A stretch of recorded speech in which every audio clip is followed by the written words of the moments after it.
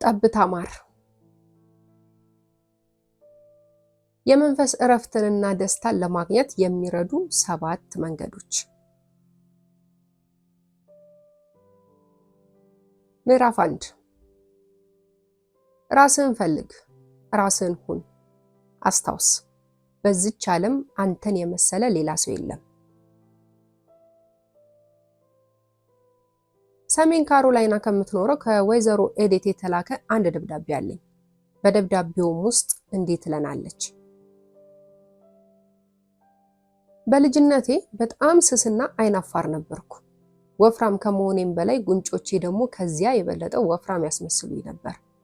እናቴ ዘመናዊ አስተሳሰብ ስላልነበራት ቆንጆ ልብስ መልበስ ሞኝነት ነው ብላ ታስብ ነበር።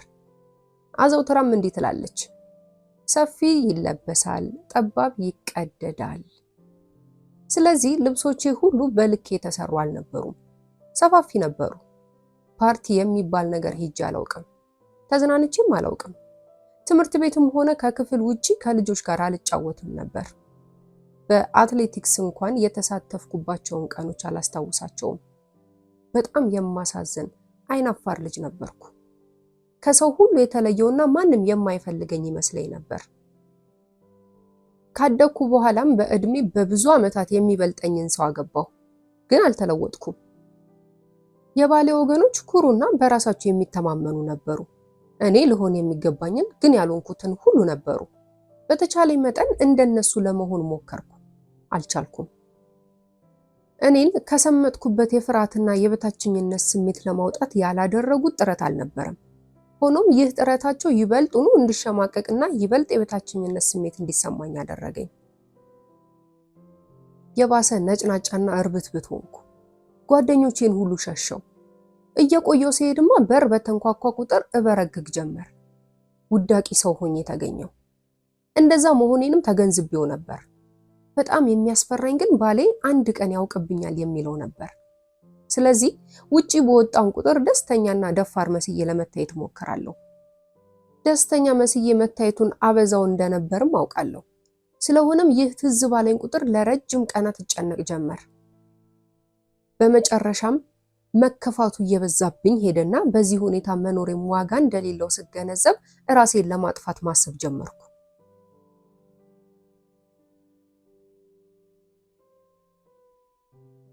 ታዲያ የዚህችን አሳዛኝ ሴት ህይወት ለመለወጥ የሚችል ምን ነገር ተገኘ?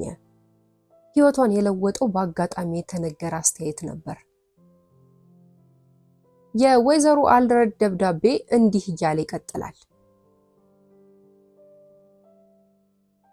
በአጋጣሚ የተነገረ አስተያየት ህይወቴን ቀየረው። አንድ ቀን አማቴ ልጆቻቸውን እንዴት እንዳሳደጉ ሲናገሩ የሆነው ቢሆን ልጆቼ ራሳቸውን እንዲሆኑ እየደጋገምኩ መክራቸው ነበር ሲሉ ሰማዋቸው። ራሳቸውን እንዲሆኑ። ይህ አስተያየት ነበር መላ ህይወቴን የለወጠው። እንዲህ ብለው ሲናገሩ ይህን ሁሉ ስቃይ ያመጣብኝ ሌላውን ሰው ለመሆን ሌሎችን ለመምሰል እጥር ስለነበር እንደሆነ ተገለጠልኝ። በአንድ ቀን አዳር ተለወጥኩ። ራሴን መሆን ጀመርኩ። ራሴን ለማጥናት ሞከርኩ። ምን አይነት ሰው እንደሆንኩ ለማወቅ ጣርኩኝ። በሚቻለኝ መጠን ስለብስ ቀለሞችንና ቅዶችን ወይም ፋሽኖችን ለማጥናት ሞከርኩ። ከዚያ በኋላም የሚስማማኝን አይነት መልበስ ጀመርኩ። ከዚያም በአንድ የሴቶች ማህበር ውስጥ አባል ሆንኩ። እነሱም አንድ ውይይት እንድመራ ፕሮግራም ሰጡኝ። ይህ ፕሮግራም የነበረኝን ፍርሃት ሁሉ እንዳስወግድ ረዳኝ። እንዲህ የሆነው ግን በአንድ ያልነበረም። በተናገርኩ ቁጥር ድፍረት እያገኘው መጣው። ዛሬ ግን በህልሜ እንኳን ይቻላል ብዬ የማላስበውን ያህል ደስታ እያገኘው ነው። ልጆቼንም ያሳደግኳቸው ከዚያ መራራ ኑሮዬ የቀመስኩትን ልምድ እያስተማርኩ ነው። እንዲህ እምላቸው ነበር፣ የሆነው ቢሆን ምንም ጊዜ ራሳችሁን ሁኑ፣ ሌላውን ለመምሰል አትሞክሩ። ራስን ለመሆን የሚደረገው ጥረት ረጅም ታሪክ ያለውና በሁሉም ሰው ውስጥ የሚገኝ ነው ይላሉ ዶክተር ጃም ጎርደን። ስለ ህፃናት አስተዳደግ 13 መጽሐፍትንና በሺ የሚቆጠሩ የጋዜጣ ጽሑፎችን ያቀረቡት አንጀሎ ፓተር የተባሉ ሊቅ በአእምሮም በአካልም ራሱን መሆን ሊችል ሌሎችን ለመምሰል እንደሚመኝ ሰው ጭንቅ የበዛበት የለም ይላሉ። ይህ ሌሎችን የመምሰል ፍላጎት በተለይ ሆሊውድ በተባለው የአሜሪካ የፊልም መስሪያ ከተማ ውስጥ ጎልቶ ይታያል። ከታወቁት የሆሊውድ የፊልም አዘጋጆች አንዱ የሆኑት አቶ ሳሙድ ወጣት ተዋናያንን በሚያሰሩበት ጊዜ ከፍተኛ ችግር የሚፈጥርባቸው ይኸው ሌሎችን የመምሰል ፍላጎት መሆኑን ይገልጻሉ።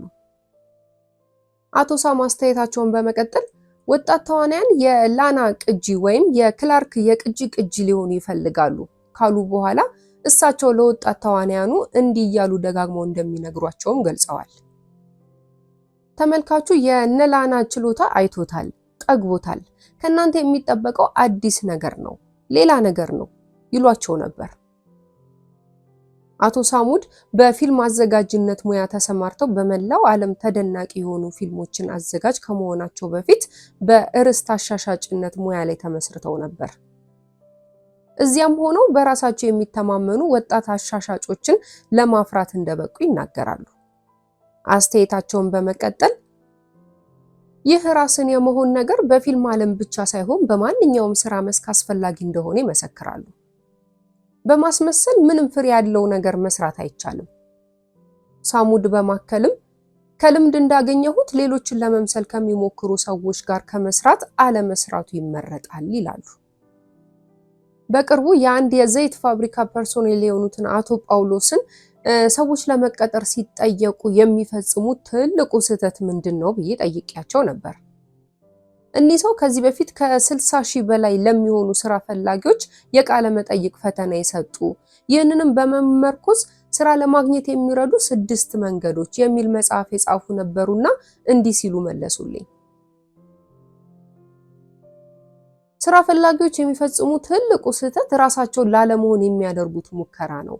አንድ ጥያቄ ሲጠየቁ ምን ጊዜም ቢሆን ለጥያቄው መልስ ይሆናል ብለው ያመኑበትን ሳይሆን አንተ ትፈልገዋለህ ብለው ያመኑበትን መልስ ይነግሩሃል። እንግዲህ ከላይ እንዳየነው ሌሎችን ለመምሰል የመሞከሩ ጉዳይ የሚያዋጣ ነገር አይደለም። ምክንያቱም ማንም ቀጣሪ አስመሳይ ሰራተኛ አይፈልግም። እስቲ አስቡት፣ የውሸት ገንዘብ የሚፈልግ ሰው አለ?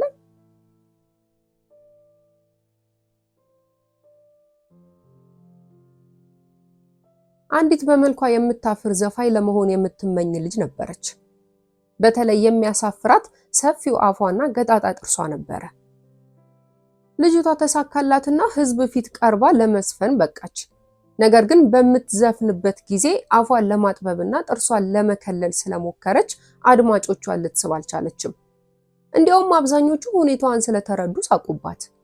በዚህ ጊዜ ዘፋኝ የመሆን ተስፋ መንምኖ ታያት። ከአድማጮቹ መካከል በዚያ ወቅት ሁኔታዋን የተገነዘበና ችሎታ እንዳላት ያመነ አንድ ሰው ጠርቶ እንዲህ አላት። አየሽ፣ ስትጫወች ይመለከትሽ ነበር። ልትደብቂው የሞከርሽውን ነገር ደግሞ አውቄዋለሁ። በጥርስሽ ታፍሪያለሽ አይደል? ይህን ስትሰማ ልጅቷ አፈረች። ሰውየው ግን ንግግሩን በመቀጠል ምን ልታደርጊው ትችያለሽ? ገጣጣነት ወንጀል ነው እንዴ? በፍጹም አይደለም። እና በምንም አይነት ጥርሶችሽን ለመደበቅ አትሞክሪ። ለወደፊቱ ተዝናንተሽ ዝፈኝ፣ አትፈሪ። አለማፈርሽን ሲያይ ተመልካቹ ይወድሻል። በዚያ ላይ ማን ያውቃል፣ እነኚህን ዛሬ የምታፍሪባቸው ጥርሶችሽ ነገ ብዙ ሀብት ያስገኙልሽ ይሆናል። ይህቺ እንዲህ የተባለችው ልጅ ካሲ ዳሊ ነበረች። ዳሊ የሰውየውን ምክር ከተቀበለች በኋላ ጥርሶቿን ረሳች። ተመልካቹን ብቻ ማሰብ ጀመረች። አፏን ከፈት አድርጋ ከልቧ ስትዘፍን ተመልካቹም ተማረከላት። የፊልምና የሬዲዮም ኮከብ ተዋናይ ዘፋኝ ሆነች። ዛሬ ወጣት ተዋናያን ዳሊን ለመምሰል ሙከራ ያደርጋሉ። ታዋቂው ፈላስፋ ዊሊያም ጄምስ ራሳቸውን መሆን ስላልቻሉ ሰዎች ሲያወሳ አብዛኛው ሰው ካለው ችሎታ ከ110 እጅ እንደሚጠቀምበት ተናግሯል። ራስን ለመሆን ካለ መሞከር የተነሳ ካለን ችሎታ 90% ባክኖ ይቀራል ማለት ነው። ይኸውልህ አንተም እኔም ይህን ያህል ችሎታ አለን። ስለዚህ እንደ ሌሎች ባለመሆናችን ስንጨነቅ ወርቃማ ጊዜያችንን አናጥፋ። ብታውቀው በዚህች ዓለም ላይ የተለየ ፍጡር ነህ። ከዚህ በፊት ዘመን ከተፈጠረ ጀምሮ አንተን የመሰለ ሌላ ሰው ኖሮ አያውቅም። ወደፊትም በሚመጡ ዘመናት ሁሉ አንተን የሚመስል ሰው አይኖርም። ይህ በሳይንስም ተረጋግጧል። አንተ ስትጸነስ በሚሊዮን የሚቆጠሩ የወንድ ዘሮች ወደ እናትህ ማህፀን ውስጥ ይገባሉ። አንተን ያስገኘው አንዱ ነው። ከቀሩት መካከል አንተን ያስገኘውን የመሰለ የወንድ ዘር የለም። ራስን ስለመሆን እርግጠኛ ሆኜ ለመናገር እችላለሁ። ምክንያቱም ይህ ነገር ጠልቆ ስለሚሰማኝና ከመራራ ልምድ ያተረፍኩት ስለሆነ ነው።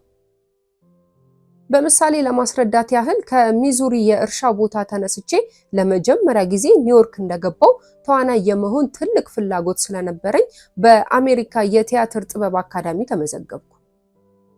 ተዋናይ የመሆን ፍላጎት ያደረብኝ በዚያን ጊዜ ታዋቂ ተዋናይ የነበሩትን እነ ጆን ድሩ፣ ዋልተር ሃም፣ ዳንቴክ በአጭር ጊዜ በመታወቃቸውና በያኔው የኔ ግምትም ይህ ስራ በቀላሉ ዝነኛ ሊያደርገኝ የሚችል መስሎ ስለተሰማኝ ነው።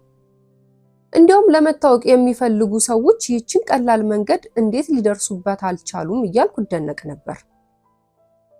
ከላይ የጠቀስኳቸውን ታዋቂ ተዋናይ አንድ በአንድ በመቅዳትና የሁሉንም ችሎታ በማጣመር ከነሱ በላይ ሆኜ ለመታየት ሞክር ነበር። ይህንን ነገር አሁን ሳስበው ያስቀኛል። እኔን እንጂ ሌላ ሰው ልሆን እንደማልችል እስክረዳው ድረስ ሰዎችን ለመምሰል በመሞከር ከህይወቴ አያሌ ዓመታትን አሳልፌያለሁ። ያ አሳዛኝ ልምድ የመጨረሻ ትምህርት ሊሆነኝ በተገባ ነበር። ነገር ግን በቀላሉ የማይገባኝ ሰው ስለነበርኩ ትምህርት አልሆነልኝም። እንደገና ሀ ብዬ መጀመር ነበረብኝ። ከአያሌ ዓመታት በኋላ በህዝብ ፊት ደፍሮ ስለመናገር የሚገልጽ እስከዛሬ ድረስ ተጽፎ የማያውቅ ወደር የሌለው መጽሐፍ ለመጻፍ ተነሳው። ይህን መጽሐፍ ስለመድረስ የነበረኝ አስተያየት በፊት ተዋናይ ለመሆን የነበረኝን የተሳሳተ አስተያየት ይመስላል። ማለትም በዚህ ርዕስ ላይ ከጻፉ ደራሲያን ሁሉ ሐሳብ ወስጄ አንድ ሁሉንም ነገር ያጠቃለለ መጽሐፍ ለመድረስ አስቤ ነበር ማለት ነው። በርከት ያሉ መጽሐፍትን በማንበብ ሐሳቦቻቸውን እያጠራቀምኩ አዲስ በምጽፈው መጽሐፍ ውስጥ ማጠናከር ጀመርኩ። ሆኖም እንደገና የተሳሳትኩ መሆኔ ተገለጸልኝ። በድጋሚ በመሞኘቴ ሳኩኝ። ይሄ የሐሳቦች ድሪቶ ገለባና የማይስብ በመሆኑ አንድም ሰው በትዕግስት ሊያነበው የሚችል አልነበረም። ሆኖም ዓመት የለፋውበትን ጽሑፍ ቀዳድጄ ጥዬ እንደገና በአዲስ መልክ መስራት ጀመርኩ። ለራሴም እንዲህ አልኩት፣ ስህተቱንም ችሎታውንም እንዳለ ተቀብለህ ዴል ካርኒጌን መሆን አለብህ። ሌላ ሰው ልትሆን አትችልምና። ስለዚህም ሌሎችን ለመሆን መሞከሬን አቆምኩና ሽንጤን ገትሬ ከመጀመሪያው አንስቶ ላደርገው ይገባኝ የነበረውን ነገር በአዲስ መንፈስ ተነስቼ ሰራው። በህዝብ ፊትም ደፍሮ ለመናገር የሚያስተምር መጽሐፍ ደረስኩ። መጽሐፉም የተመሰረተው በራሴ ልምዶች፣ በተመለከትኳቸው፣ ባመንኩባቸው ነገሮች ላይ ብቻ ነበር። ከዚህ ጽሑፍ የእንግሊዘኛ ስነ ጽሑፍ ሊቅ የነበሩት ሰር ዋልተር ራጌ ስለዚህ ጉዳይ የደረሱበትን እውቀት አገኘሁት። ሰር ዋልተር ስለጻፉት ነገር ሲናገሩ እንደ ሼክስፒር አልጽፍም እንደኔ እንጂ ብለው ነበር።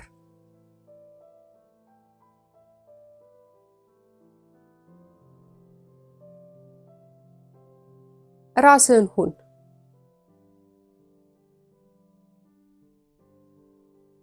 እነ ቻርሊ ቻፕሊን፣ እነ ዊል ሮጀርስ፣ እነ ሜሪ ማርጋሬት፣ እነ ጆን ኦትሪ እና ሌሎችም በሚሊዮን የሚቆጠሩ ታላላቅ ሰዎች ራስን የመሆንን ነገር የተማሩት ከብዙ ጊዜ ጥረትና ሙከራ በኋላ ነው። ይህንን ጉዳይ ደጋግሜ ያመጣሁት በጣም አስቸጋሪ መሆኑን ስለማውቅ ነው። ቻርሊ ቻፕሊን ፊልም ለመስራት እንደጀመረ አዘጋጁ አንድ የታወቀ የጀርመን ኮሜዲያንን እያስመሰለ እንዲሰራ ደጋግሞ ይነግረው ነበር። ሆኖም ቻርሊ ቻፕሊን በራሱ መንገድ መስራት እስኪጀምር የተሳካለት ኮሜዲያን ሊሆን አልቻለም ነበር። ቦብ ሆፕም ተመሳሳይ ችግር ደርሶበታል። ምንም እንኳን ለአያሌ ዓመታት በዘፋኝነትና በዳንስ ስራ ላይ ቢቆይም ራሱን አውቆ በራሱ እስኪሰራ ድረስ ታዋቂነትም አላገኘም ነበር። ጂናትሪ ከቴክሳስ ክፍለ ሀገር የመጣ ቢሆንም እሱ ግን የቴክሳስን ያነጋገር ቅላጼና አለባበስ ትቶ እንደ የኒውዮርክ ሰው ለመልበስና ለመናገር ሲሞክር መሳቂያ መሳለቂያ ሆኖ ነበር። ነገር ግን ባንጆ የተባለውን ክራር መሰል የሙዚቃ መሳሪያ እየመታ የቴክሳስን የእረኞች ዘፈን ሲዘፍንና ይህንንም ስራዬ ብሎ ሲያያዘው የተዋጣለትና በመላው ዓለም የታወቀ ዘፋኝ ሆነ። በፊልምም በሬዲዮም። በዚች ምድር ላይ አንተን የሚመስል ሰው የለም። በዚህም ደስ ሊልህ ይገባል። ተፈጥሮ ባደለች ደስታ ጸጋ ተጠቀምበት። ሁሉም ነገር የሚወጣው ከራስህ ነውና ማዜም የምትችለው ያንተ የሆነውን ብቻ ነው። መሳልም የምትችለው ያንተ የሆነውን ብቻ ነው። አካባቢ፣ ልምድህ፣ ከዘር የወረስከው ባህሪህ ያደረጉህን ብቻ መሆን አለብህ። ለማንኛውም የራስህ የሆነውን ነገር አዳብረው። በህይወት ጨዋታ ውስጥም የራስህ የሆነችውን ትንሽ የሙዚቃ መሳሪያ ተጫወት።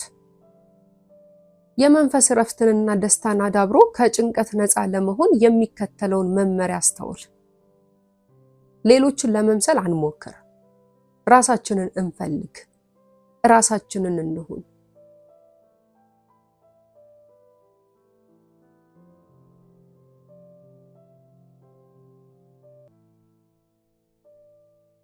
ምዕራፍ 2 ድካምንና ጭንቀትን ለማስወገድ የሚረዱ 4 ጥሩ የአሰራር ልምዶች።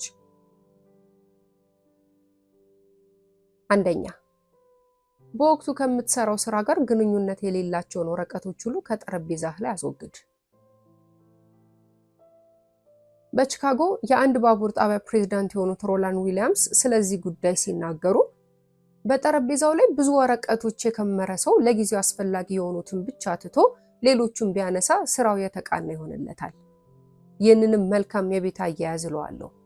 ስራን ለማቃናትም የመጀመሪያው እርምጃ ነው እላለሁ ይላሉ። ዋሽንግተን ዲሲ ውስጥ በሚገኘው የኮንግሬስ ቤተ መጻሕፍት ኮርኒስ ላይ በታዋቂው እንግሊዛዊ ገጣሚ አሌክሳንደር ፖፕ የተጻፉ 5 ቃላት ይታያሉ። እንደዚህ የሚሉ የገነት የመጀመሪያው ህግ ስርዓት ነው። ስርዓት የሥራም የመጀመሪያው ህግ መሆን ይገባዋል። ግን ይሆን? አይደለም። የአብዛኛው ሰራተኛ ጠረጴዛ ለረጅም ጊዜ ተነክቶ በማያውቁ ወረቀቶች የተሞላ ነው። እንዲያውም ይግረማችሁ፣ አንድ በኒው ኦርሊንስ ውስጥ የሚገኝ የአንድ ጋዜጣ አዘጋጅ እንዳወሳኝ ጸሐፊው አንድ ቀን ከጠረጴዛዎቹ አንዱን ስታጸዳ ለ2 ዓመታት ያህል ጠፍቶባቸው የነበረውን አንድ የጽህፈት መኪና እንዳገኘች ነግሮኛል። መልስ ባልተሰጣቸው ደብዳቤዎች፣ ባልታዩ ሪፖርቶች፣ የግል ማስታወሻዎች የተሞላ ጠረጴዛን ማየት ራሱ በሰራተኛው ላይ መደናገርን፣ ውጥረትንና ጭንቀትን ያሳድራል። የእነዚህ ወረቀቶች መከመር በሰርቸው አያልቅ ይሆን ጭንቀት ውስጥ ስለሚከተን ውጥረትና ድካምን ብቻ ሳይሆን የደም ብዛትን፣ የልብ ድካምንና የጨጓራ በሽታን ሊያስከትል ይችላል።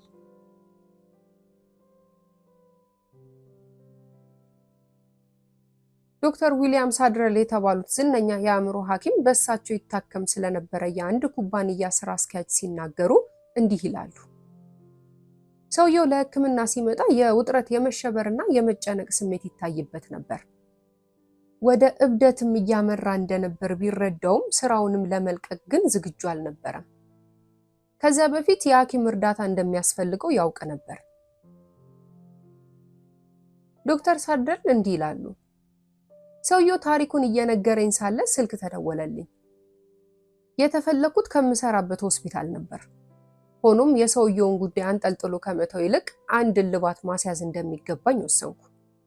ይህ ደግሞ ልምዴ ነው። ምንም ጊዜም አንድ ነገር ከጀመርኩኝ ሳልጨርሰው አልተወውም።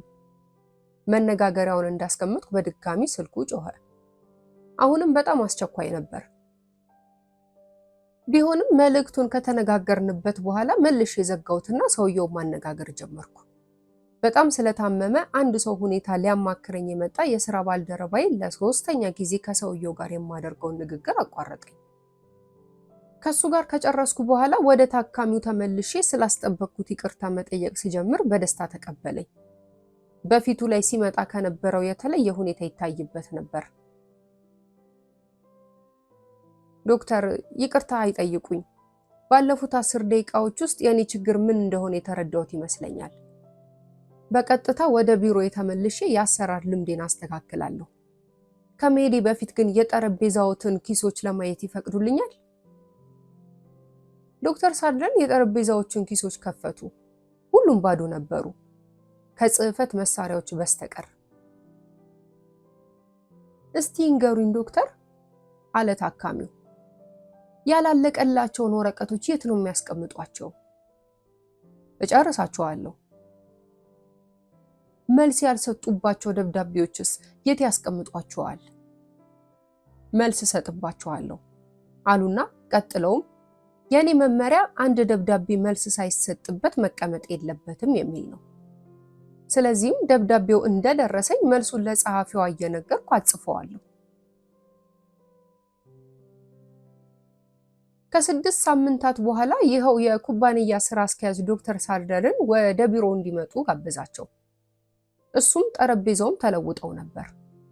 የጠረጴዛውን ኪሶች ከፍቶም አንድ ያልተከናወነ ስራ እንደሌለ ለዶክተር ሳድለር አሳያቸው።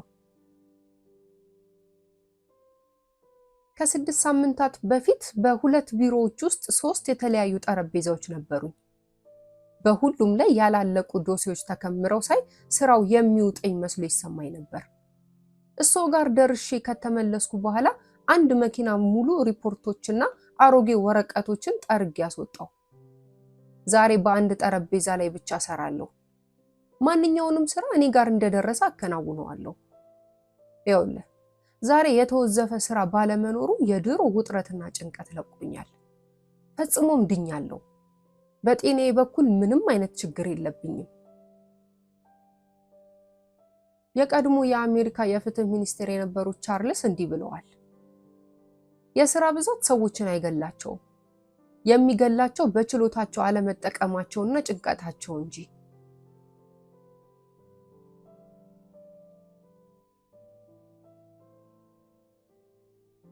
ሁለተኛ፣ ስራህን እንደ አስፈላጊነቱ በቅደም ተከተል አከናውን።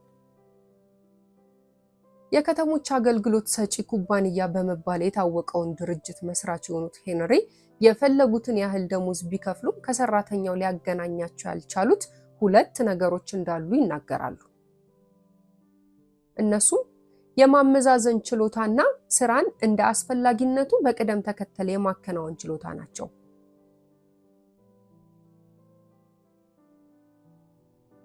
ቻርልስ ሎክማን የተባለ ከምንም ተነስቶ በ12 ዓመታት ውስጥ የአንድ ትልቅ ኩባንያ ፕሬዝዳንት በመሆን በአመት በ100,000 ብር የሚቆጠር ገንዘብ ለማጠራቀም የበቃ ወጣት እዚህ ደረጃ ላይ እንዴት እንደደረሰ ሲናገር ከዚህ በላይ የተጠቀሱትን ሄንሪ ዶኸርቲ ለማግኘት አስቸጋሪ ያሏቸውን ችሎታዎች ለመጠቀም በመቻሉ መሆኑን ይናገራል። በአሜሪካ ውስጥ ከሚገኙት የተሳካላቸው የኢንሹራንስ አሻሻጮች አንዱ የሆነው ፍራንክ ቤት የነገ ስራውን ዛሬ እንደሚያቀድ ማለትም በነገው ቀን ስንት ኢንሹራንስ ሽጦ መዋል እንዳለበት የሚተልም ሰው ነበር። ያቀደውን ያህል ኢንሹራንስ ካልሸጠ ቀሪውን በነገው ሽያጭ ላይ አክሎ ለመሸጥ ያቅድ ነበር። ከረጅም የስራ ልምድ እንደተረዳሁት ሁልጊዜ ስራዎችን ሁሉ እንዳስፈላጊነታቸው ቅደም ተከተል ለማከናወን ያዳግት ይሆናል። ሆኖም አይቻልም ብሎ ከማስቀመጥ በመጀመሪያ ሊሰራ የሚገባውን በቅድሚያ ለማከናወን ማቀድ እንደሚያስፈልግ አውቃለሁ። ዝነኛው የተውኔት ደራሲ በርናርድ ሾው ነገሮችን እንዳስፈላጊነታቸው በቅደም ተከተል መስራትን መመሪያ ባያደርገው ኖሮ ታዋቂ ደራሲ ሳይሆን የባንክ ቤት ገንዘብ ያዥ ሆኖ ይቀር ነበር። በየቀኑ 5 ገጾችን የመጻፍ ቋሚ እቅድ ነበረው። ለ9 ዓመትም በዚህ አይነት ሰራ። ከዚህ ስራው ያገኘው 30 ብር ብቻ ነበር። ይኸውም በቀን 1 ሳንቲም ያህል ማለት ነው። በአንድ ደሴት ውስጥ ብቻውን ይኖር የነበረው ሮቢንሰን ክሩዞ እንኳን በየቀኑና በየሰዓቱ ምን መስራት እንዳለበት እቅድ አውጥቶ ነበር።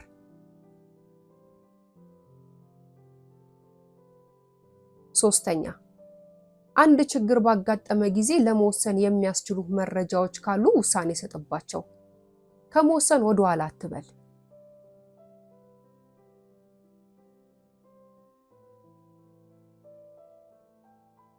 የቀድሞ ተማሪና የአንድ ትልቅ ድርጅት የቦርድ ዳይሬክተሮች አባል የነበረ አቶ ሃውል በየስብሰባው ብዙ ጉዳዮችን ለውይይት ቀርበው አብዛኛዎቹ ውሳኔ ሳይሰጥባቸው ይቀሩ ስለነበር እያንዳንዱ የቦርድ አባል በርከት ያሉ ሪፖርቶችን እቤቱ ወስዶ ማጥናት ነበረበት ብሎ አጫውቶኛል።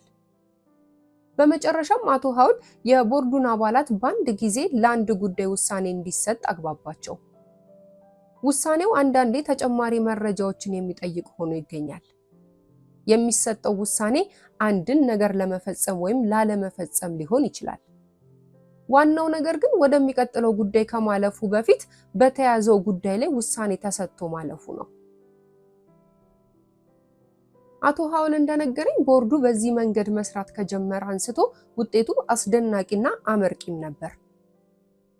ከዚያ በኋላ ቀጠሮች እያነሱና ውዝፍ ስራዎች እየተቃለሉ ሄዱ።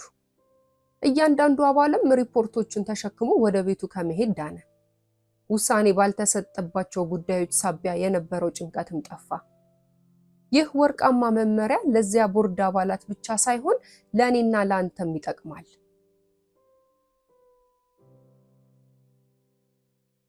አራተኛ፣ ማስተባበርን መምራትና መቆጣጠር ተማር። አብዛኛው አሰሪ በቀላሉ ለውድቀት የሚዳረገው ኃላፊነትን ለሌሎችም በማካፈል ፋንታ ሁሉንም ነገር ብቻዬን ልጨርሰው ሲል ነው። የዚህም ውጤት በስራ ጊዜ ተውጦ መደናበር ነው። ይህ ሰው ዘወትር እንደተጣደፈ፣ እንደተጨነቀ፣ እንደተከፋና እንደተወጠረ ይኖራል። በእርግጥ ኃላፊነትን ለሰዎች ማካፈል ከባድ ነው። ይህን በደንብ አውቃለሁ። እኔንም ያስጨንቀኝና ያስቸግረኝ የነበረ ነገር ይህ ነው። ኃላፊነትም ለማይገባቸው ሰዎች አሳልፎ መስጠቱም አደገኛ እንደሆነ ከልምዱ አውቄያለሁ። ቢሆንም አሰሪው ጭንቀትንና ውጥረትን፣ ድካምን ለማስወገድ ከፈለገ ኃላፊነቱን ለሚገባቸው ሰዎች ማካፈል አለበት።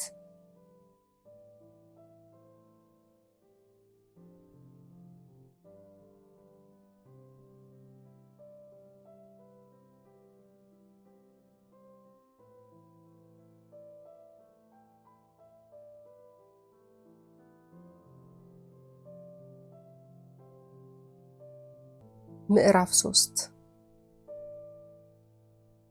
በዚህኛው ምዕራፍ የድካም ስሜት ለምን እንደሚሰማንና እንዴት ማስወገድ እንደሚቻል ነው የምናየው።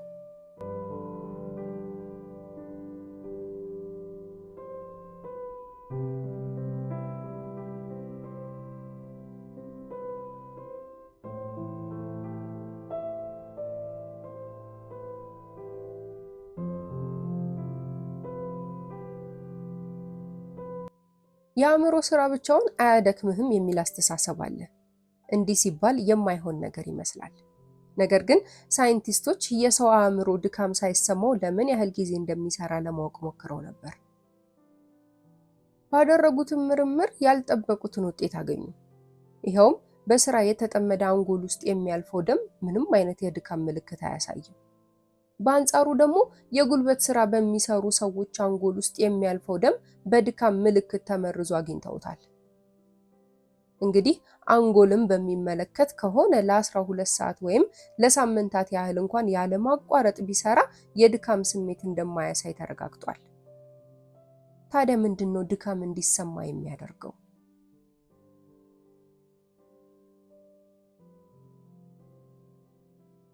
የአእምሮ ሕክምና ሊቃውንት ወይም ሳይካትሪስቶች የድካም ስሜት የሚመጣው አእምሮ ይደክመኛል ብሎ ሲወስን ነው ይላሉ። ታዋቂው የእንግሊዝ የአእምሮ ሕክምና ሊቅ ጄኤ ሃድፊልም The Psychology of Power በሚለው መጽሐፋቸው ውስጥ እንዲህ ይላሉ። ሁልጊዜ የሚያስጨንቀን ድካም የሚመጣው በአብዛኛው አእምሯችን ይደክመኛል ብሎ በመወሰኑ ነው እንጂ ሰውነታችንን ሊያደክመው የሚያስችል ነገርን ብዛም አያጋጥመንም። ታዋቂው ሳይካትሪስት ዶክተር ብሪልም ይህንን ሀቅ ያረጋግጣሉ። በቢሮ ውስጥ ቁጭ ብሎ የአእምሮ ስራ የሚሰራውን ሰው የሚያደክመው ውስጣዊ ስሜቶች ምንና ምን ናቸው? ደስታ? እርካታ? በፍጹም አይደሉም። በዚህ ሰው ላይ የድካም ስሜት የሚፈጥሩበት መሰልቸት፣ መቆጨት፣ ብሰራም አልመሰገንም ብሎ ማሰብ፣ መታከት፣ መጣደፍ፣ መጨነቅ ወዘተ የመሳሰሉት ነገሮች ናቸው። በዚህ የተነሳ የመጣበት የሰውነት ድካም እንደ ጉንፋን፣ ራስ ምታት ለመሳሰሉት በሽታዎች ከመዳረጉም በላይ የስራ ውጤቱን ያዳክምበታል። በእርግጥም የምንደክመው በውስጣችን በሚፈጠረው አግባብ የሌለው የአእምሮ ጭንቀት ነው። አንድ የኢንሹራንስ ኩባንያ ድካምን በተመለከተ በበራሪ ወረቀት ላይ እንዲህ የሚል መልእክት አስተላልፎ ነበር። ከባድ ስራ ብቻውን በጥሩ እንቅልፍና እረፍት የማይወገድ ድካም አሳድሮ አያውቅም። ጭንቀት፣ ውጥረትና ውስጣዊ የሰውነት መሸበር ናቸው ከፍተኛ ድካም የሚያስከትሉት። የአእምሮ ወይም የጉልበት ስራ የድካም መነሻ ይመስሉናል እንጂ ዋናዎቹ መንስኤዎቹ ከላይ የተጠቀሱት 3 ነገሮች ናቸው። አስታውስ፣ የተወጠረ ጡንቻ በስራ የዳበረ ጡንቻ ሲሆን፣ በጭንቀት የተወጠረ አእምሮ ግን ጤናማ አይደለም። ስለዚህ ሁሉን ነገር አቅልለህ እይ። በጣም አስፈላጊ ለሆነ ስራ ጉልበትህን ቆጥብ። እስቲ ለአንድ አፍታ ቆም በልና ልብ ብለህ ራስህን መርምር። ይህን መጽሐፍ ስታነብ ሐሳቡ ግልጽ ሆኖልሃል? አይኖች ፈዘዋል? ዘና ብለህ ነው የተቀመጥከው ወይስ አጎንብሰሃል? ፊትህ እንዴት ነው? ጨፍግጓል? በዚህ ቅጽበት ሙሉ በሙሉ ተዝናንተህ ያልተቀመጥክ እንደሆነ በአእምሮህም በአካልህም ላይ ውጥረት እየፈጠርክበት መሆኑን እወቅ። በዚህ ሰዓት በራስህ ላይ ውጥረትና ድካም እየፈጠርክ መሆኑን አስተውል። የአእምሮን ስራ በምንሰራበት ጊዜ እንደዚህ ያለውን የማያስፈልግ ውጥረት የምንፈጥረው ለምንድን ነው? ጆስላይን እንዲህ ይላል፣ ከባድ ስራ ብዙ ጥረት ይፈልጋል፣ ያለዚያ በቅጡ ሊሰራ አይችልም የሚለው ሁለንተናዊ እምነት የድካም ሁሉ መነሻ መሆኑን ደርሼበታለሁ። ስለዚህም በተመስጦ ስንሰራ እንጨነቃለን፣ እንሸማቀቃለን፣ ጉልበት ለመጨመር ጡንቻዎቻችንን እንወጠራለን። ይህ ደግሞ አእምሯችንን በፍጹም አይረዳውም። ስለዚህ ጉዳይ አንድ በጣም የሚያስደንቅና የሚያሰቅቅ እውነት አለ። ይኸውም ብዙ ሰዎች ገንዘብ አናጠፋም ብለው ወስነው ያንን ገንዘብ አጥፍተው ራሳቸውን በራሳቸው ሲያስጨንቁ ይበልጥ ያጠፋሉ፣ የባሰውንም ይጨነቃሉ። ደስተኛ ሁን። ስራ ስትሰራ ሁልጊዜ ዘና ብለህ መደሰትህን አትርሳ። ይህ ቀላል ነውን? አይደለም። ይህን ለማድረግ እድሜህን ሙሉ ካንተ ጋር የኖረውን ልምድ መቀየር ይኖርብሃል። ነገር ግን ህይወትህን ይለውጠዋልና ዋጋ አለው። ዊሊያም ጄምስ የአሜሪካን ህዝብ ጭንቀት፣ እብደት፣ ውጥረት የመሳሰሉት ሁሉ የሚመነጩት ከመጥፎ ልማዶች ነው፣ ከዚህ ውጭ አይደሉም ይላል።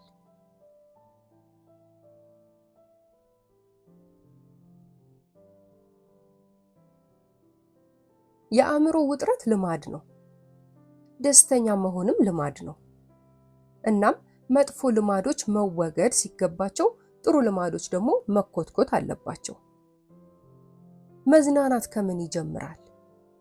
ከአእምሮ ወይስ ከስሜት? ከሁለቱም አይደል? በመጀመሪያ ሰውነትህን ዘና አድርግ። እስኪ በተግባር እንየው። ሰውነትህን ለማዝናናት ከዓይንህ እንጀምር እንበል። ይህን አንቀጽ አንብበህ እንደጨረስክ ደገፍ ብለህ ተቀመጥ። አይኖችህን ክደንና በሐሳብህ ለዓይኖችህ እንዲበላቸው። ተዝናኑ፣ አትጨናቆሩ፣ ተዝናኑ። ይህን ለአንድ ደቂቃ ያህል በዝግታ ደጋግመው። ከጥቂት ደቂቃዎች በኋላ የዓይኖችህ ጡንቻዎች መታዘዝ መጀመራቸውን አልተገነዘብክምን? አንድ የሆነ እጅ ውጥረቱን ጠርጎ የወሰደው መስሎ አልተሰማህምን? መልካም።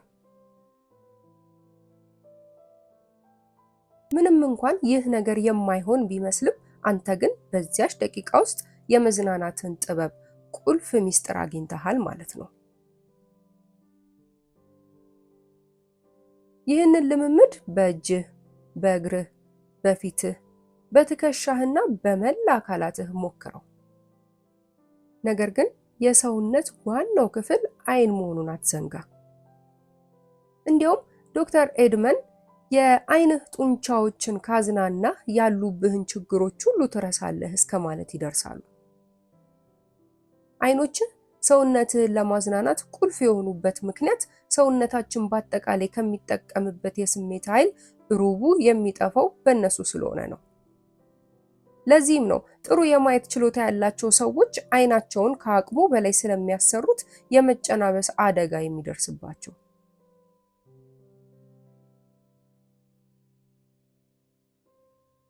የታወቀች የልብ ወለድ ደራሲ የሆነችው ሸኪባውም በልጅነት ህይወቷ ውስጥ ትልቅ ትምህርት ከሰጣት አንድ አዛውንት ጋር በአጋጣሚ መገናኘቷን ትገልጻለች። ሻኪቤውም በድንገት ትወድቅና ጉልበቷ ይላጣል፣ ወለምም ይላታል።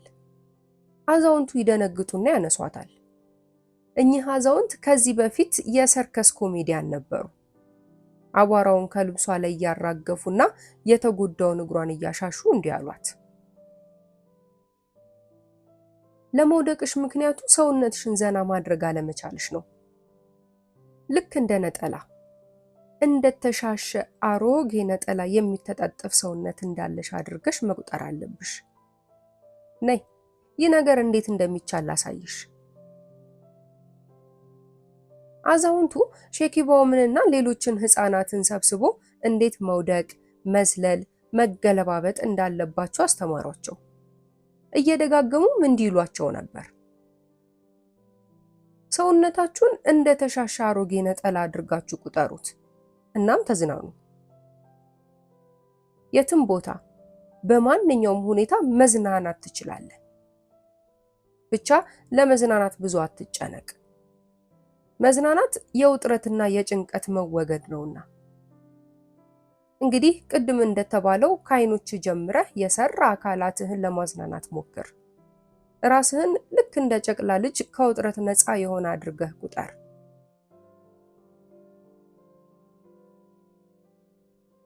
ራስን ለማዝናናት የሚረዱ 5 ነገሮች። አንደኛ፣ ሰውነትን ስለማዝናናት የተጻፉ መጽሐፍትን አንብብ። ሁለተኛ፣ አስቸጋሪ ሁኔታዎች ሲያጋጥሙ ዘና በል፣ አትሸበር። ሁልጊዜም እንደ ተሻሻ አሮጌ ነጠላ ሰውነትህ መተጣጠፍ የሚችል ከውጥረት ነፃ የሆነ እንደሆነ አትርሳ። ሶስተኛ፣ በተቻለህ መጠን የሚመች ቦታ መርጠህ ስራ። በሰውነትህ ውስጥ ውጥረት ሲፈጥር የጀርባ ህመምና የስሜት መድከም እንደሚያስከትል አስታውስ። አራተኛ፣ በቀን 4 ወይም 5 ጊዜ ራስህን መርምር።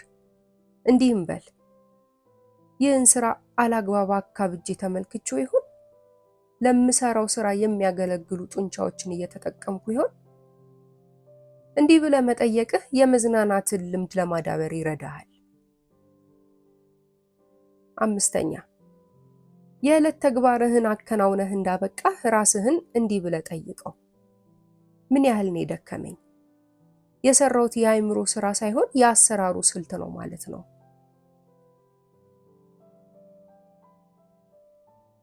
ዳንኤል ጆሳልን ስለዚህ ጉዳይ እንዲህ ይላሉ። ምን ያህል እንደሰራው የምለካው በድካሜ መጠን ሳይሆን ባለመድከሜ ነው። ቀጥለውም የዕለት ተግባሬን አከናውኜ እንዳበቃው በተለየ ሁኔታ ከደከመኝ ወይም ቁጣ ካለኝ አንጎሌ እንደተዳከመ እረዳለሁ። በዚህም ያን ዕለትም ያለምንም ጥያቄ በጥራትም ሆነ በብዛት ጥሩ ስራ ያልሰራውበት ቀን መሆኑን እገነዘባለሁ። እያንዳንዱ ሰው ይህን ሁኔታ አጥብቆ ቢያጤን በደም ብዛት የሚያልቀው ሰው መጠን በአንድ ሌሊት ይቀንስ ነበር። የአእምሮ ሕክምና ሆስፒታሎችም ከመጨናነቅ ይተርፉ ነበር።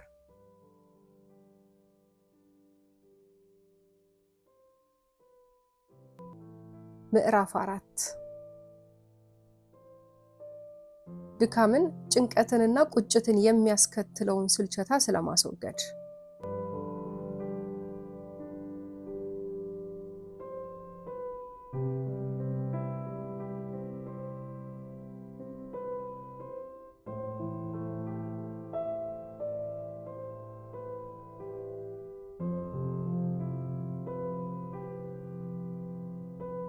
የድካም ዋነኛ መነሻ ስልቸታ ነው። ይህንንም በምሳሌ ለማስረዳት ሜሪ የተባለችውን ታይፒስት እንወስዳለን። ሜሪ አንድ ቀን ድክምክም ብላ ቤቷ ገባች። በአንድ ወገን ራስ ምታቱ፣ በአንድ ወገን የወገብ ቁርጥማቱ ያሰቃያት ጀመር። እቤት እንደደረሰች ራትም አልበላ ውሃም አልጠጣ ተኛለሁ አለች። እናትየዋ ራት በልታ እንድትተኛ ለመነቻት። እናትየዋን ላለማስቀየም ስትል እሺ አለች። እንደ ነገሩ እየበላች ሳለ ስልክ ተደወለ። እጮኛዋ ነበር።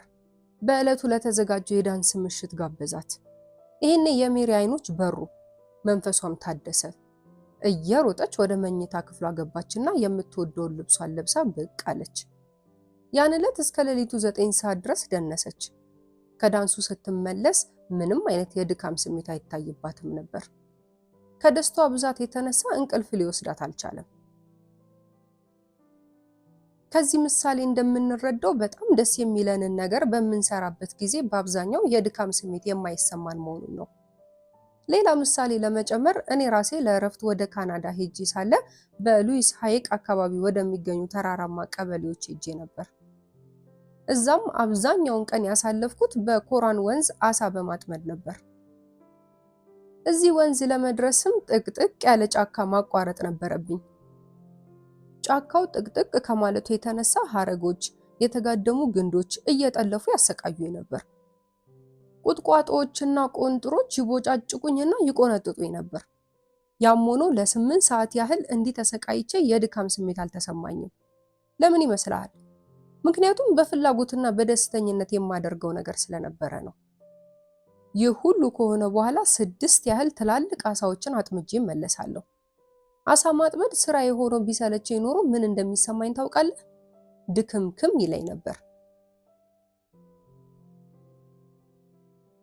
ዶክተር ኤድዋርድ ስለ ድካም መንስኤ ሙከራ ለማድረግ የተወሰኑ ወጣቶችን ለ1 ሳምንት ያህል እንቅልፍ ሳይተኙ እንዲዝናኑ አቆዩአቸው። ከብዙ ምርምር በኋላም ዶክተሩ ባቀረቡት ሪፖርት ውስጥ እንዲህ ይላሉ። የስራ መጓተት ዋናው ምክንያት ስልቸታ ነው።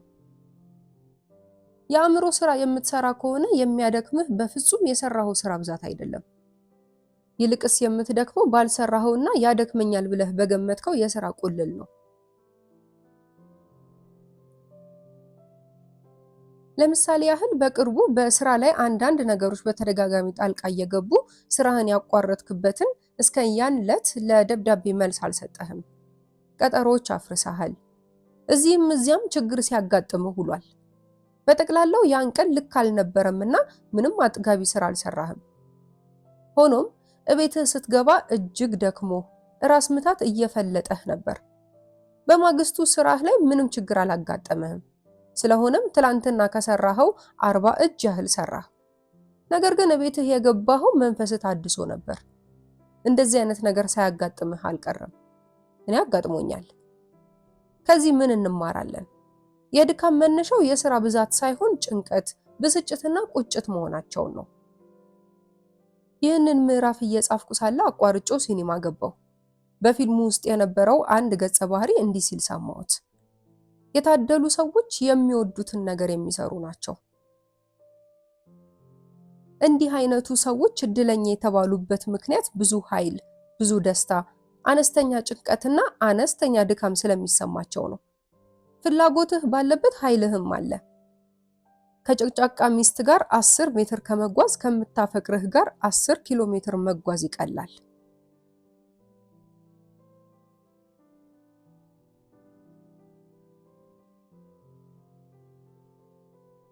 ከስልቸታ ለመላቀቅ ምን ማድረግ ይሻላል? አንድ ታይፒስት ያደረገችውን ልንገርህ። ስራዋ በየዕለቱ ተመሳሳይ ቅጾችን መሙላት ነበር። ስለዚህም ሰለቻት። ታዲያ ምን አደረገች መሰለ? ስራዋን በፍላጎት ለመስራት ቆርጣ ተነሳች። ይህም ተሳካላት። እንዴት ሊሳካላት ቻለ? የተሳካላት ከራሷ ጋር ውድድር በመግጠሟ ነበር። የጧት ስራ ከመጀመሯ በፊት ባለፈው ዕለት የሞላቻቸውን ቅጾች ትቆጥራለች። በዕለቱም ከነሱ የበለጡ ቅጾችን ለመሙላት ተወስናለች። ይህንን ውድድር በተደጋጋሚ ካደረገች በኋላ ስራዋን በፍላጎት ማከናወን ቻለች። በዚህም ከክፍሉ ሰራተኞች ሁሉ ብልጫ አገኘች። በመብለጧ ምን አገኘች? አድናቆት አይደለም፣ ምስጋና በፍጹም፣ እድገት በጭራሽ፣ ደሞዝ ጭማሪ እንዲያውም። ያገኘችው ነገር በመሰልቸት የሚመጣባትን ድካም በማስወገድ የመንፈስ እርካታ ነበር።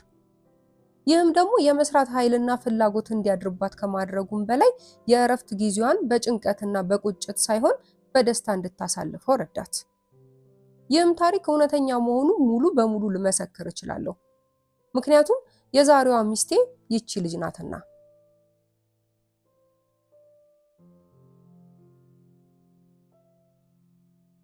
ከጥቂት ዓመታት በፊት በአንድ ከፍተኛ ሁለተኛ ደረጃ ትምህርት ቤት ውስጥ በትርፍ ጊዜው እየሰራ የሚማር ሃድለር ህዋንድ የተባለ ሰው ነበር።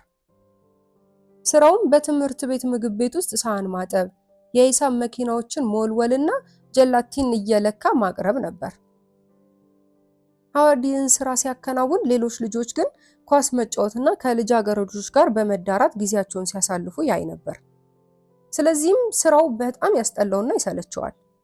ሃዋርድ ምንም አማራጭ ስላልነበረው ስራውን በፍላጎት የሚሰራበትን መንገድ አቀደ። የጀላቲን አሰራር ማጥናት ጀመረ። ጀላቲ እንዴት እንደሚሰራ፣ በውስጡ ምን ነገሮች እንደሚገቡበት፣ አንድ ጀላቲ ከሌላው ጀላቲ ለምን እንደሚሻል መረመረ። ባጭሩ ሃዋርድ የቅመማ ዘዴ ኬሚስትሪ አጠና። በትምህርት ቤቱ ውስጥ የኬሚስትሪ ትምህርት ኮከብ ለመሆን በቃ። ከዚህም አልፎ ወደ ኮሌጅ ሲገባ የምግብ ቅመማ ትምህርት የማጥናት ፍላጎት ስላደረበት የምግብ ቴክኖሎጂን በአንደኛ ደረጃ መርጦ ማጥናት ጀመረ። በዚህ ወቅት የኮካ ኮላ ፋብሪካ በኮካ ኮላ እና በቸኮላታ ጥቅሞች ላይ የተመሰረተ ምርጥ ድርሰት ለጻፈ የኮሌጅ ተማሪ የገንዘብ ሽልማት እንደሚሰጥ አስታወቀ። ይህን ሽልማት ማን የሚወስድ ይመስልሃል? ልክ ነህ፣ ሃዋርድ ነው።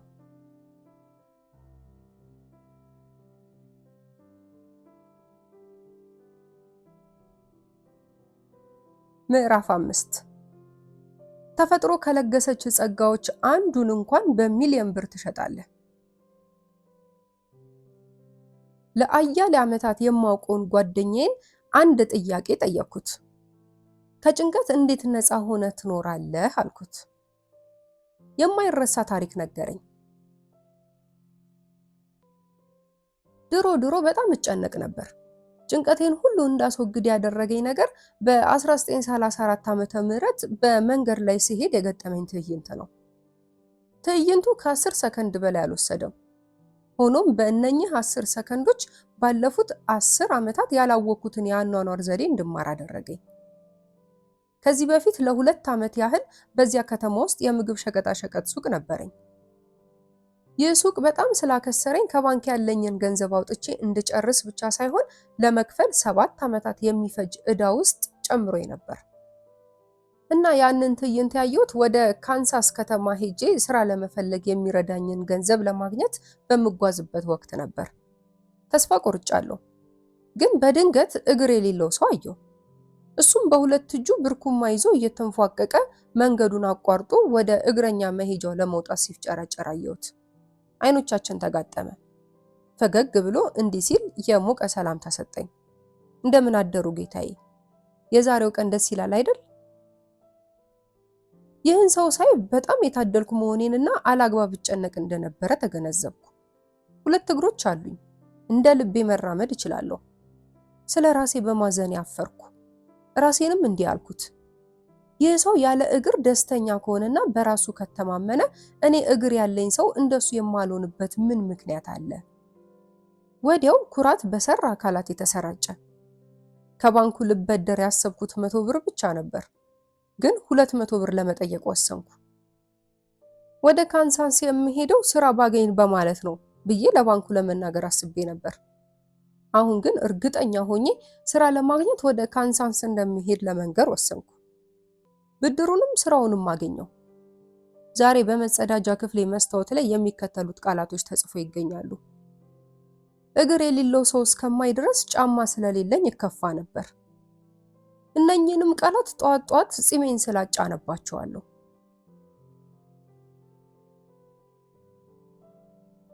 በፓሲፊክ ውቅያኖስ ላይ ለ21 ቀናት ተስፋ የለሽ የወሮበላ ኑሮ ያሳለፈው አንድ ጓደኛዬ ከዚያ ኑሮ ስላገኘው ትምህርት እንዲህ ሲል ሲናገር ይሰማል። ከዚያ ልምድ ያተረፍኩት አንድ ትልቅ ትምህርት የምጠጣውን ንጹህ ውሃ፣ የምበላውን ምግብ በፈለኩት ሰዓት ካገኘው ስለምንም ነገር መጨነቅ አይገባኝም። ታይም መጽሔት በጦርነት ቆስሎ ሆስፒታል ስለገባ አንድ 50 አለቃ አንድ ጽሑፍ አቅርቦ ነበር። 50 አለቃው በቦምብ ፍንጥርጣሪ ጉሮሮውን ተመቶ መናገር አይችልም ነበር። ይህ ሰው በጽሑፍ እሞት ይሆን ዶክተር ሲል ጠየቀ። ዶክተሩም አትሞትም ብሎ መለሰለት። ወደፊትስ መናገር እችል ይሆን ብሎ ጻፈ። የሐኪሙ መልስ አዎ የሚል ነበር። ቁስለኛው ይህን እንደሰማ የሚከተለውን ጻፈ።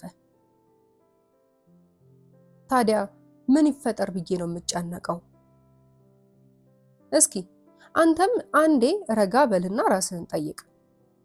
ምናልባትም መጨነቅ የማያስፈልግህና እርባና የለሽ ሆኖ ታገኘው ይሆናል። በህይወታችን ውስጥ ከሚያጋጥሙን ነገሮች መካከል 90% ያህሉ መሆን ያለባቸው ሲሆኑ 10% ደግሞ መሆን የማይገባቸው ናቸው። ስለዚህ ደስተኛ ለመሆን ከፈለክ መሆን የሚገባቸውን ተቀብለን መሆን የሌለባቸውን መተው አለብን። እጅ አለ፣ እግር አለ፣ አይን አለ፣ ቤተሰብ አለ። እነኚህን ደግሞ በተረት ውስጥ ከሚያጋጥሙ እጅግ በርካታ ሀብት የሚልቁ ናቸው። ለመሆኑ ከእነኚህ ነገሮች አንዱን በሚሊዮን በሚቆጠር ብር ሽጥ ብትባል ትስማማለህ? እግርህን በስንት ትሸጠዋለህ? እጅህንስ? የመስማት ችሎታህንስ? ልጆችህንስ? ለእነኚህ ነገሮች ዋጋ ተምንላቸውና የምታገኘውን ሀብት ደምር። ሀብታም አይደለህምን? ሆኖም በዓለም ላይ የሚገኘውን የወርቅ ክምር ቢሰጡህ እንኳን ከእነኚህ ነገሮች አንዷን አትሸጥም። እኔና አንተ ተፈጥሮ የሰጠችን ጸጋ ለማየት ብንችል ሀብታም መሆናችንን ስለምንገነዘብ ደስተኛ ሰዎች እንሆናለን። ለመሆኑ ተፈጥሮ ባደለችን ጸጋ እንረካለን? ባለመታደላችንስ አንረካም? ስለዚህ ጉዳይ ታዋቂው ፈላስፋ እንዲህ ይላል፣ ምንጊዜም የምናስበው ያለንን ነገር ብቻ ሳይሆን የሌለንን ነገር ነው። አዎ፣ ይህ ስላለን ሳይሆን ስለሌለን ነገር ማሰባችን በምድራችን ላይ ያለ ትልቅ ትራጀዲ ነው። ምናልባት ከዚህ በፊት የተደረጉ ጦርነቶችና የተነሱ ወረርሽኞች ካደረሱት ስቃይ የበለጠ በምድራችን ላይ እንዲዳረስ ምክንያት ሆኗል። በዩኒቨርሲቲ ውስጥ የክፍል ጓደኛዬ የነበረችው ሉሲ ያጫወተችኝ ትዝ አለኝ። ኑሮዋ ሁሉ በመጣደፍ የተሞላ ነበር። በአንድ ወገን ኦርጋን ስታጠና፣ በሌላ በኩል በአንድ የጤና ጣቢያ ውስጥ ትሰራ ነበር። ሙዚቃም ታስተምር ነበር። በዚህ ላይ ወደ ፓርቲዎችና ዳንስ ቤቶች መሄድ ነበረባት። ፈረስም ትጋልብ ነበር። አንድ ቀን ጧት ወደ መጸዳጃ ክፍሏ ስትሄድ ተዝለፍልፋ ወደቀች። የተጠራው ሐኪም ለ1 ዓመት ያህል ተኝተሽ ሙሉ ረፍት መውሰድ አለብሽ ብሎ አዘዘላት። ሉሲ ደነገጠች፣ አለቀሰች። እንዴት አድርጌ ልገፋው ነው ብላ ተጨነቀች። ሆኖም ዶክተሩ ያዘዛትን ከመፈጸም ሌላ ምርጫ አልነበራትም። አንድ ሰዓሊ የሆነ ጎረቤቷ ሊጠይቃት መጥቶ እንዲህ አላት፣ 1 ዓመት ሙሉ የአልጋ ቁራኛ መሆን አሳዛኝ ሊመስልሽ ይችላል፣ ግን አይደለም። እንዲያውም ለማሰብና ከራስሽ ጋር ለመተዋወቅ እድል ይኖርሻል። የመንፈስ ብርታትም ታገኛለሽ። ሉሲ ተረጋጋች። መጽሐፍ ማንበብ ጀመረች። አንድ ቀን በሬዲዮ መግለጽ የምትችለው የምታውቀውን ነገር ብቻ ነው የሚል አስተያየት ሰማች። ሉሲ ይህን የመሰለ አባባል ከዚህ በፊት እሰማ ነበር፣ ግን እንደዚያ ቀን በግልጽ ገብቶኝና ተሰምቶኝ አያውቅም ትላለች። ከዚያ ቀን በኋላ ለመኖር ከሚረዷት ነገሮች ሌላ ላለማሰብ ወሰነች። ስለ ጤና፣ ስለ ደስታ ማሰብ ጀመረች። የማየትና የመስማት ችሎታ አላት።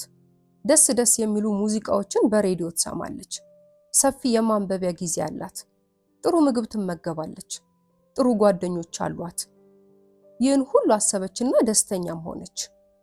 ዛሬ ትላለች ሉሲ፣ ዛሬ እሞት አፋፍ መድረሴን እስካውቅ ድረስ እንዴት መኖር እንደነበረብኝ አለመገንዘቤን ሳስበው እፍረት ይሰማኛል።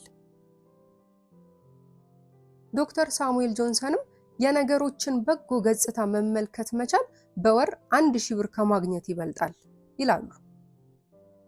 ይህን ያሉት ዶክተር ሳሙኤል ራሳቸው ለብዙ ዓመታት በመከፋት በመቆጨትና በመራብ የተሰቃዩና በመጨረሻም በአገሪቱ ውስጥ ከሚገኙት ደራሲያንና የንግግር ችሎታ ያላቸው ሰዎች ሁሉ የበለጠ የተከበሩና የታፈሩ ሰው ለመሆን በቅተዋል። እኔ እናንተም ባለን ተደስተን መኖር ባለመቻላችን ልናፍር ይገባናል። ከፊል እድሜያችንንም በህልም ዓለም ውስጥ እያየን እንዳናይ፣ መደሰት ስንችል እንዳንደሰት ሆነን አሳልፈናል። ጭንቀትን አስወግደን መኖር የምንፈልግ ከሆነ የሚከተለውን መመሪያ እንመልከት። ችግሮቻችንን ሳይሆን ተፈጥሮ የለገሰችንን ጸጋ እናስብ።